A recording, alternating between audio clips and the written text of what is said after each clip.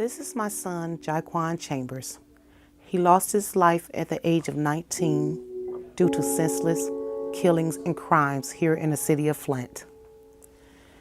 This has been a tragedy for all in our family.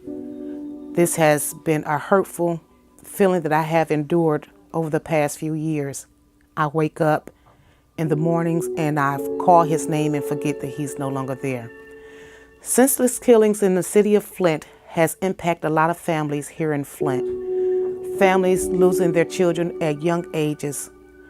We need to really touch our children, talk to our children, try to teach our children, involve them in something, because the killing has to stop. We have to really, parents, talk to your children.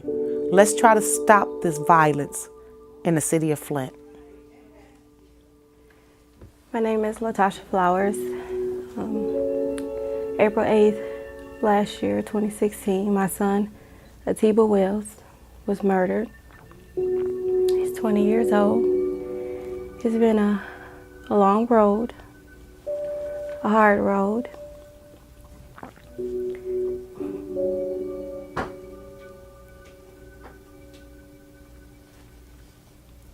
He left behind 8 other siblings.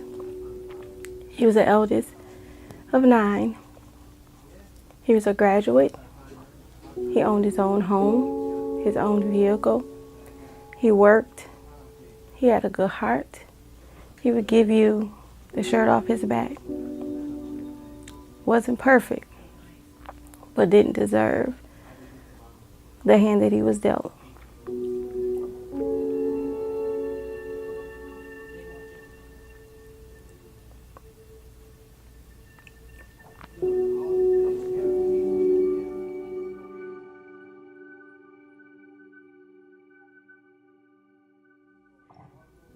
I want to give my son a voice, not an angry voice, but a voice of reason and a voice of understanding. The Lord didn't promise us good times all the time. He sure didn't promise us fairness. There's nothing fair in none of this. It's hard to put back together a family with missing pieces. How do you help a 4 and 5-year-old, a 7 and 8-year-old, 13, 16, 18, 19-year-old? How do you help them with the loss of their eldest brother, the one that helped them with their homework, and the one who would play tea party with the girls and wrestle with the boys, the one that would come and hug his mama and be a support for her? How do you fix that? Well, you can't. We're serving a life sentence. The person that's been charged has received a 2-year plea for the death of my son, a 2-year plea. How do you measure a life in 2 years with a year time served? Senseless and despicable. So yes, it's been a hard road, and something I would wish on not anyone. But it's the hand that I've been dealt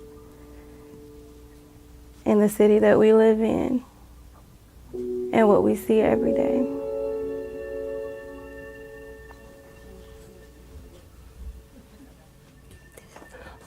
Hi, my name is Pam Bailey, and my son Matthew Angel was murdered May 6th of 2012 here in the city of Flint.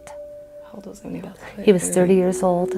30 years old. It will be 5 years on Saturday, and my family is yet to have any ounce of closure.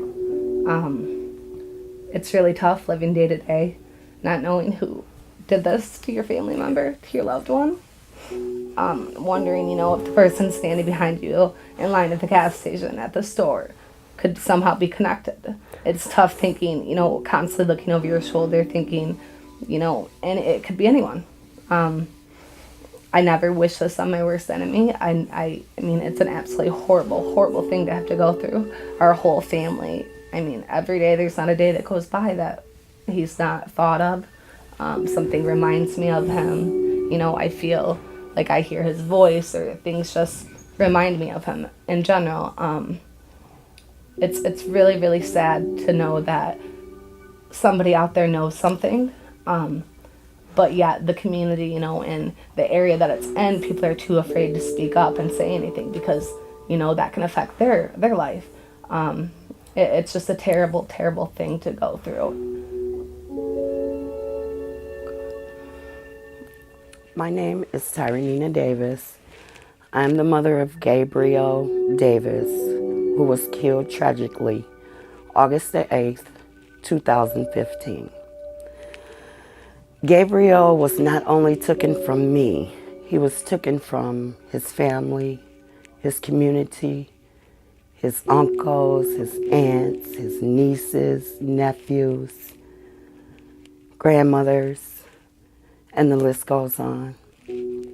When someone can go down the street and shoot up a whole party of kids and no one at all sees what happens, this is a problem. And it's a problem that continues in the community of Flint. Somebody, sometime, someday needs to see something. And until you start seeing something, this is just the beginning of our problems.